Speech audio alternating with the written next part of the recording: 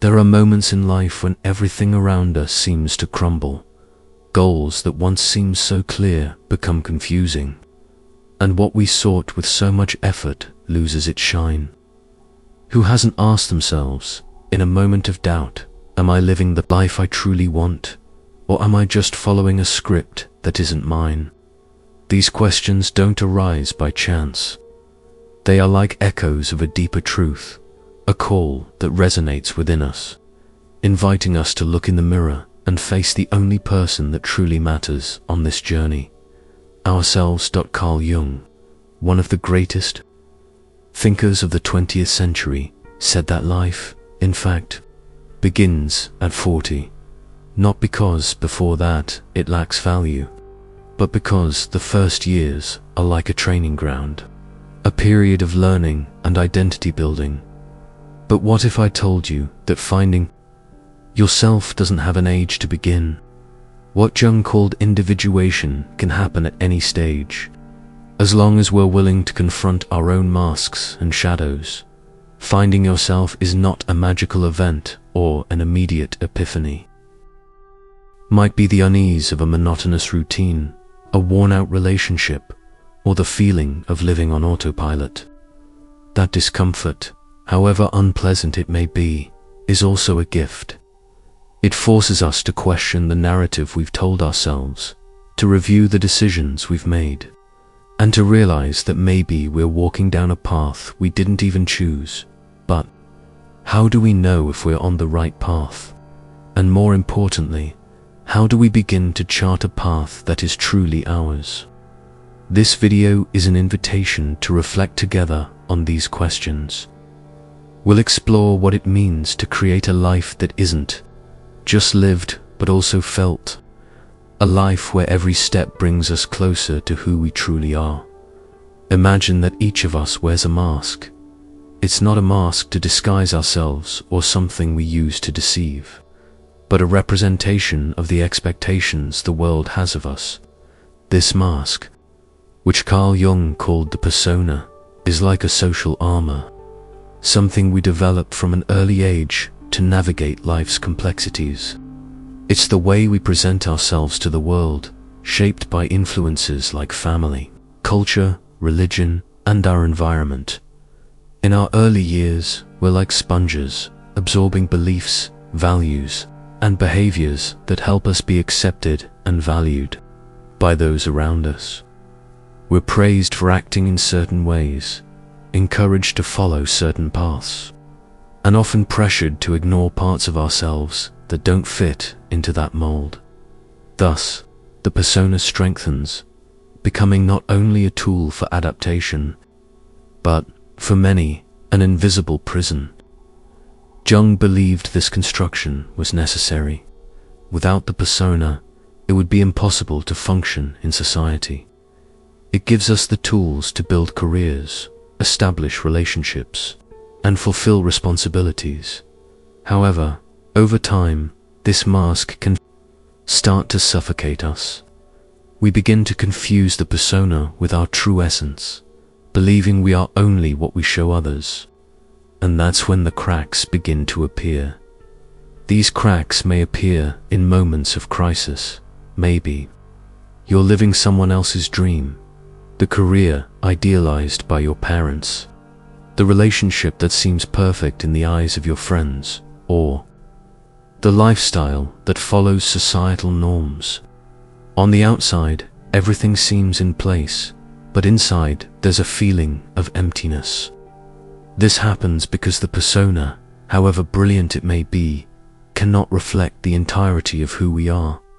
As we grow older, the discomfort with this mask can intensify.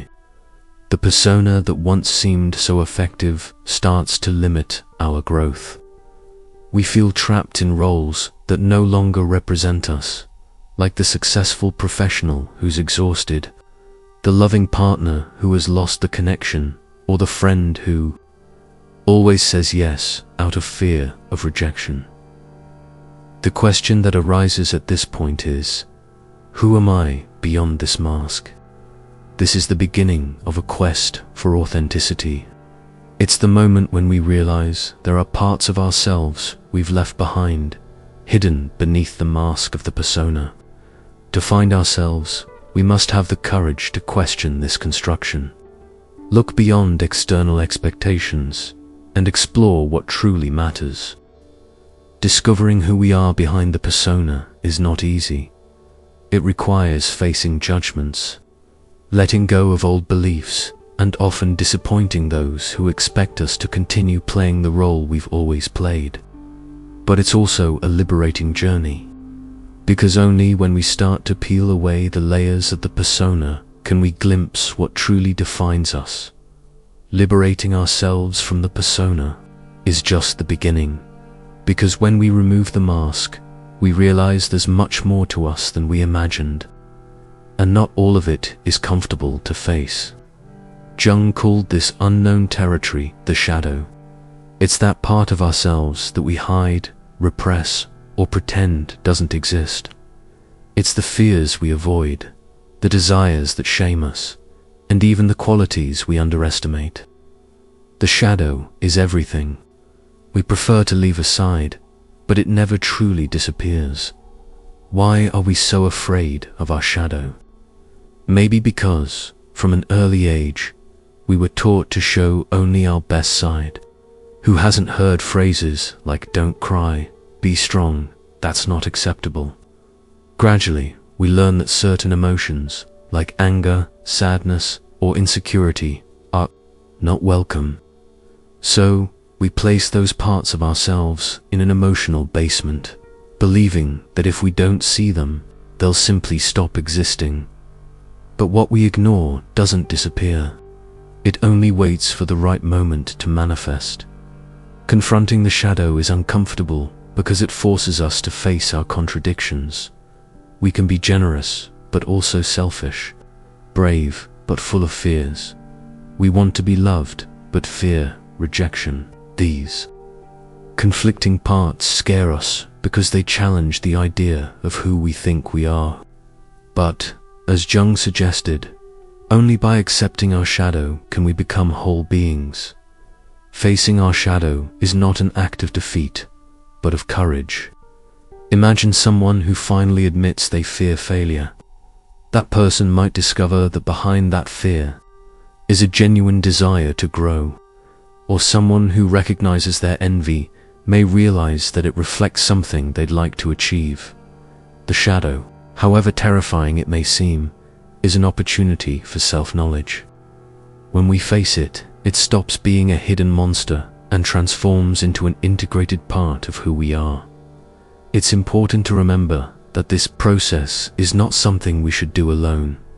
Often sharing our vulnerabilities with trusted people or seeking support from a therapist can make the journey easier. In the end, the shadow grows stronger in isolation, but loses its power when exposed to the light. Accepting our hidden parts doesn't mean we're fixing something broken within us. On the contrary, it's a recognition that we are human, with light and darkness coexisting within us. And by embracing those parts, we discover a freedom that goes beyond any external approval.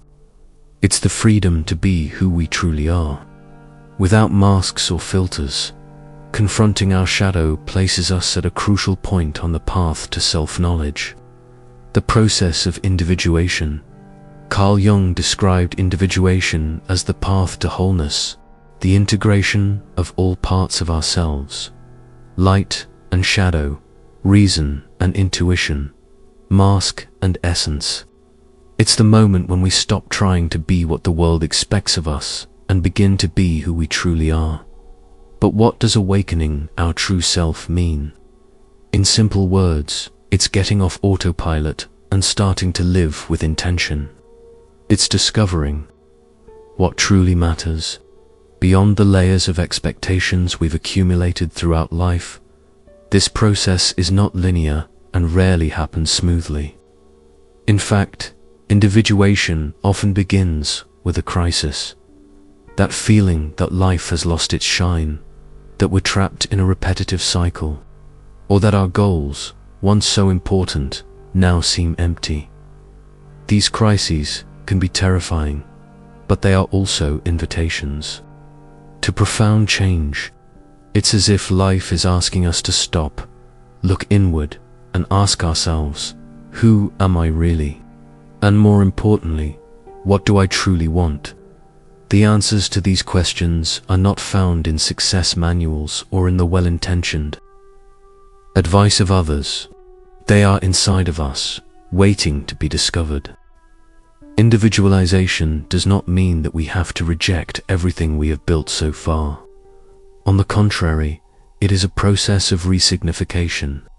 It is about looking at our choices and realizing which ones were made out of fear or the need to please, and which ones truly reflect our deepest values. It is a journey to reconnect with our desires, dreams, and passions, often forgotten in the midst of daily pressures.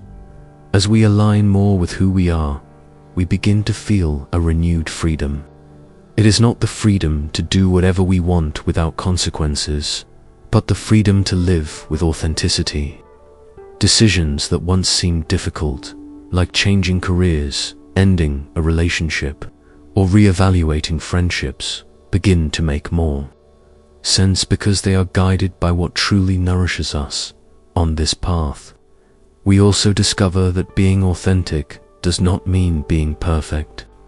On the contrary, it is about embracing our imperfections as part of what makes us unique.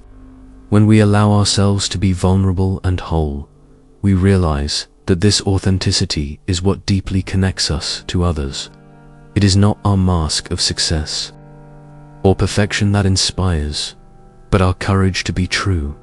This awakening of the true self is transformative, not because we become something we weren't before, but because we begin to live as who we have always been. It is a return to the essential, the genuine, and the meaningful. Finding yourself and awakening your true self is not the end of the journey. It is the beginning of a life that finally makes sense. When we integrate all parts of who we are and begin to live with authenticity, something surprising happens. We find freedom. Not the freedom we imagined as young people, that of doing whatever we want, but the freedom to live with purpose, to align our actions with what we truly value. Living with purpose doesn't mean having all the answers or following a perfectly structured plan. In fact, it's quite the opposite. It is about accepting that life is dynamic, full of uncertainties, and that our role is not to control it, but to make conscious decisions that reflect who we are. It is about living according to our values, even when that means going against the current. Think about the feeling of making a decision that comes from the heart and not from the expectations of others. Maybe it's saying no to an opportunity that doesn't resonate with you, or finally investing time in something you've always wanted to do but postponed because you considered it impractical. Those moments of alignment are liberating because they remind us that life is not about following a model, but about creating our own path. However, this freedom does not come without challenges. Many times, living with purpose means letting go of ideas, people, or habits that no longer serve us. It's natural to feel fear during this process. Fear of failure, of disappointing, or of feeling lost. But it's important to remember that the freedom to be who we are does not imply the absence of difficulties, but the ability to face them with courage, knowing we are living our inner truth. When we live with purpose, our relationships also change. We begin to attract people who share similar values, who inspire us and support us. We become more selective with our time and energy, prioritizing what brings us joy and meaning. And in doing so, we realize that living with purpose is not just about big transformations, but also about the small daily decisions that reflect who we are.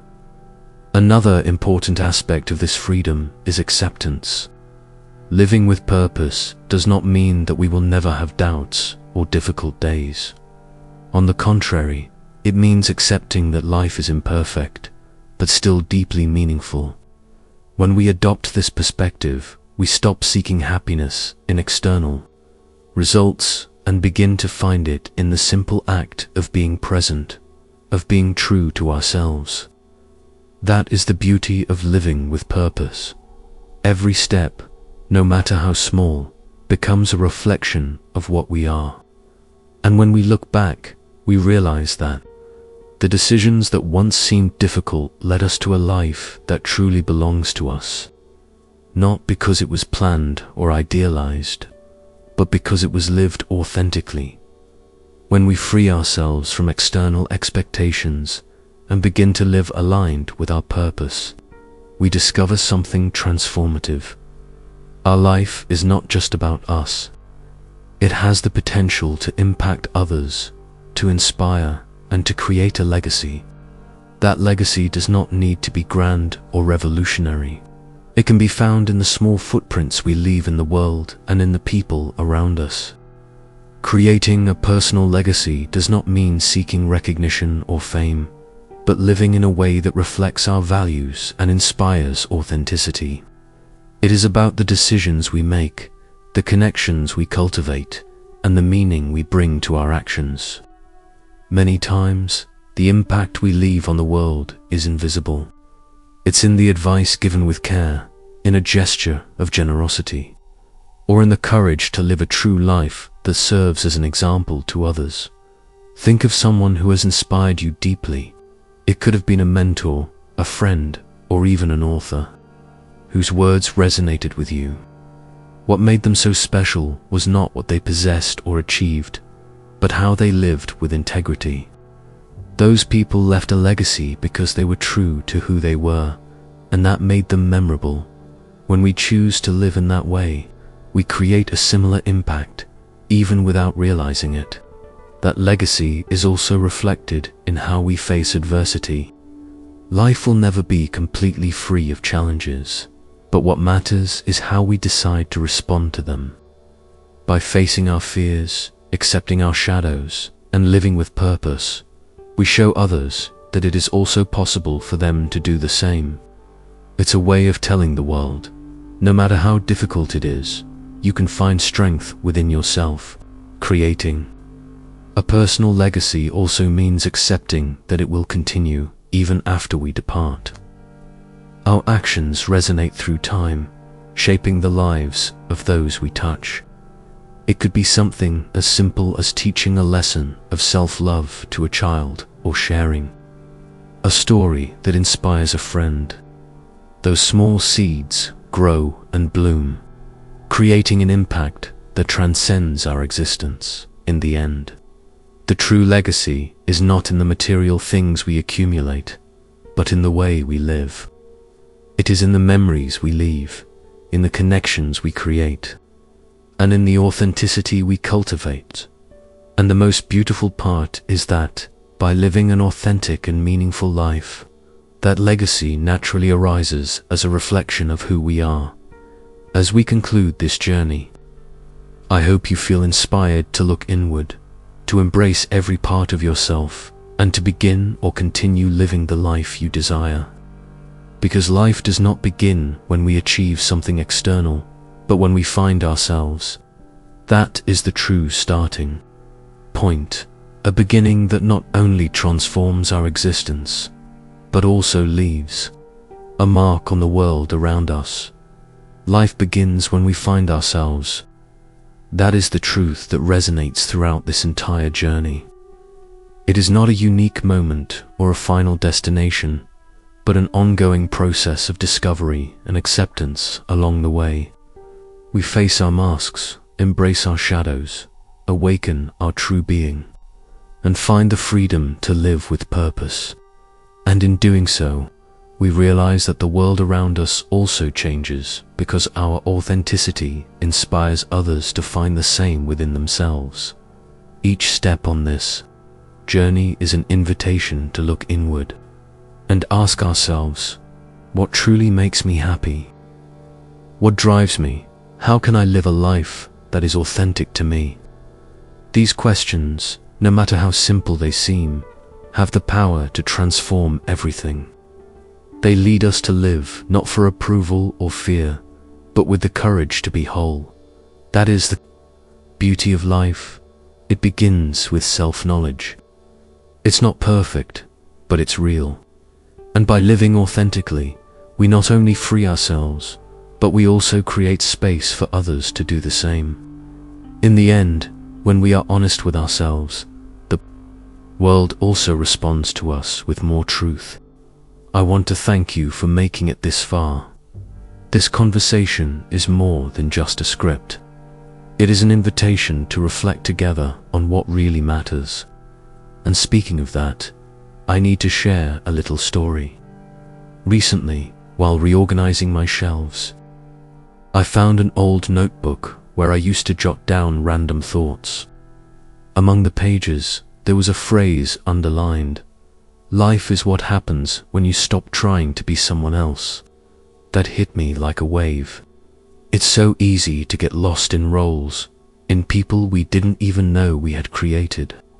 But at the same time, it's liberating to realize that it's never too late to start over. So, if this video touched something inside you, I have a small favor to ask. What do you think about giving a like, commenting, or subscribing to the channel? Yes, here. I am breaking the fourth wall. I know the like button seems like something simple, but believe me, it allows more people to access reflections like this. And to be honest, knowing that you're here with me is already a gift. Now, before you leave, you will see 2 suggested videos on the screen. I could tell you what they are about, but I prefer to leave a bit of mystery. I'll just tell you that they go deeper into topics that, in one way or another, complete what we talked about here. If you're ready to continue this journey of discovery, trust me, it's worth checking them out. Thank you for being here, and for being part of this conversation. We'll see you in the next steps of this journey, either in the videos or in your own reflections. Until then, take care and keep exploring what it means to be yourself.